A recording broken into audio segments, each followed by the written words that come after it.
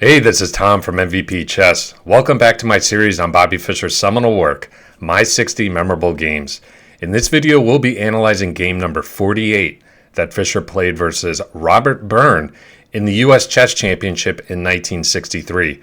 Fischer won the Brilliancy prize for this game. You're not going to want to miss it. Before we jump in, though, don't forget, smash that subscribe button and join Team MVP. Thank you for your support.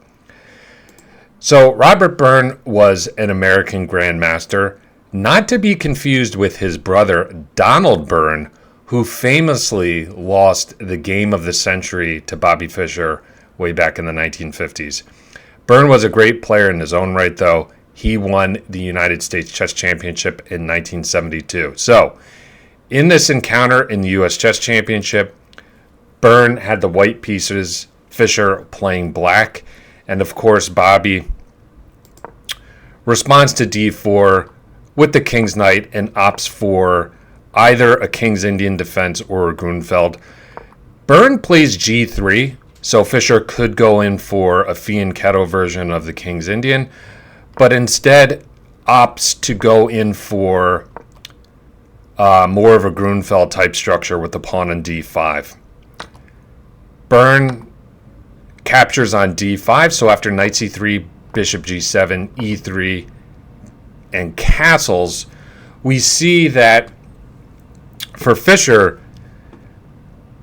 the pawn structure is relatively symmetrical. So if you've been following the video so far, you know that Fischer won this tournament with 11-0, a perfect score. So how did Fischer create winning chances from such a symmetrical dry position? Well, we'll find out in just a second. Byrne develops the knight ge2. I think he did this to not obstruct the bishop, to keep this bishop operational. Fischer plays knight c6, castles, and b6. So b6 is played to develop the bishop. And as we see, Fischer chooses to develop the bishop to a6. This is also a common development scheme that you might see in the Queen's Indian defense as well. Bishop a6. The bishop stands really nicely on this diagonal where it's not obstructed by black's own pawns. So Byrne follows suit, bishop a3. Fischer gets the rook off this potentially dangerous diagonal. And after queen d2, we see the other point of rook e8 is to prepare this central advance e5. So Fischer's taking a little bit of risk in playing this move e5. He said that e6 would be more solid, probably would have led to a draw. Of course, Fischer wanted to win. He always wanted to win.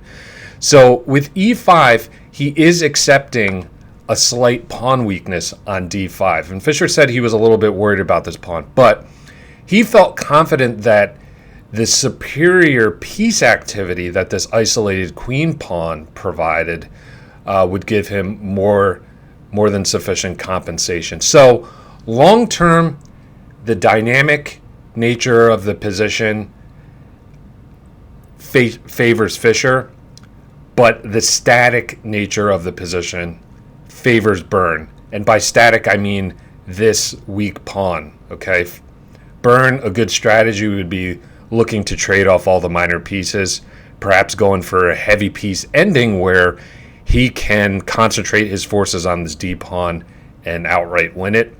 Fischer is going to look to keep pieces on the board, play dynamically, and look to use his superior piece activity. So, with his next move, Byrne plays a very logical move, bringing a rook to the d file. But the question is, which rook do you bring?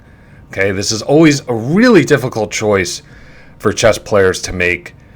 Both look natural. Which one? Byrne actually went wrong here. He played rook fd1. It would have been much better to bring the a rook to d1, and we'll see why in just a second. Okay, it's all about this f2 pawn. So Fischer takes advantage of the placement of this bishop on a6 and slams his knight into d3. So it's not on a secure outpost, right? The way it would be if there were a pawn solidly on the e4 square. But Fischer has, at least for the time being, managed to establish an octopus knight on d3, where it's attacking 8 really key squares in the position, also defending. This is the knight at the peak of its powers. If you can get a knight on the 3rd rank with black or on the 6th rank with white on a secure post, very often this piece is worth more than a rook. After queen c2, I will turn it over to you in this position. Byrne, by fixing his coordination, is now threatening to play rook takes d3. Okay, where he would win 2 minors for the rook. That would definitely favor Byrne in this position. So, how does Fischer respond? Does he retreat the knight? Or did he have a better move in mind? Think like Fischer and think like Morphy. Pause your videos. What did Fischer play here?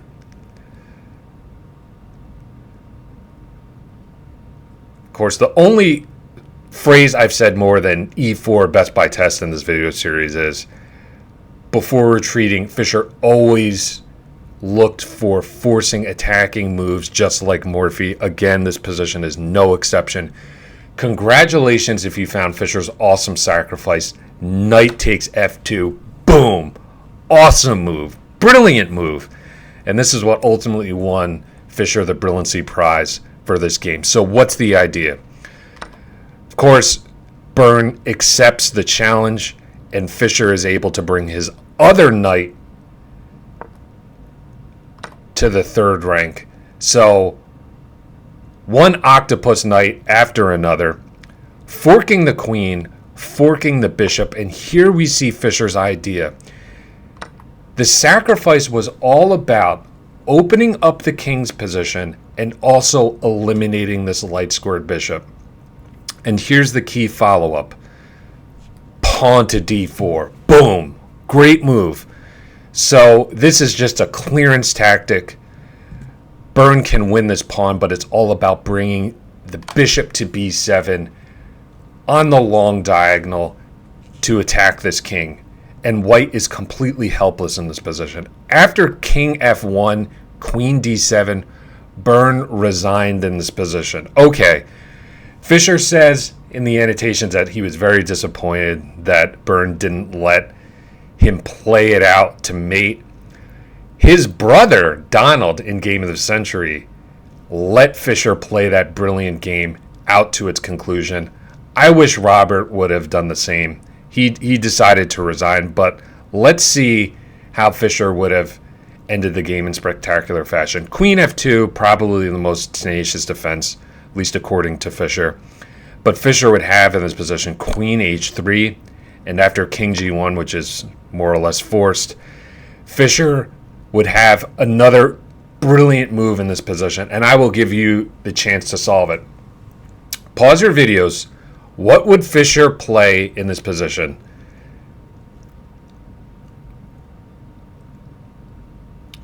So congratulations. This is another tough one. If you found rook e1, double exclaim, boom. Oh man, another brilliant move.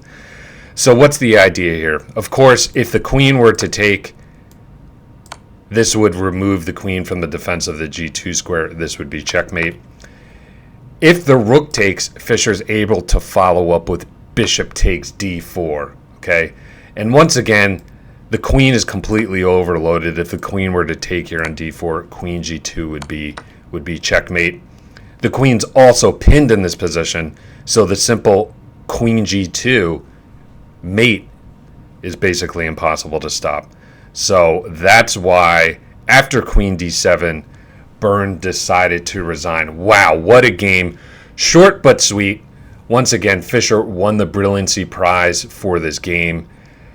You knew it was going to be a banger, winning the Brilliancy Prize for a tournament where he finished 11-0, but this one was definitely deserving of it. So Fischer really had his way with the Byrne brothers. First, he wins the game of the century versus Donald Byrne back in the 50s, and now he wins the Brilliancy Prize in arguably the greatest chess tournament the United States has ever seen, 11-0 in the U.S. Chess Championship against Robert. Great, Great game by Fischer. I hope you enjoyed this. Don't forget, smash that subscribe button and join Team MVP. You're not going to want to miss my next installment, which will be game number 49. We are getting so close to the 50s. Thank you so much for your support. I'll see you next time. Enjoy the rest of your day. Bye.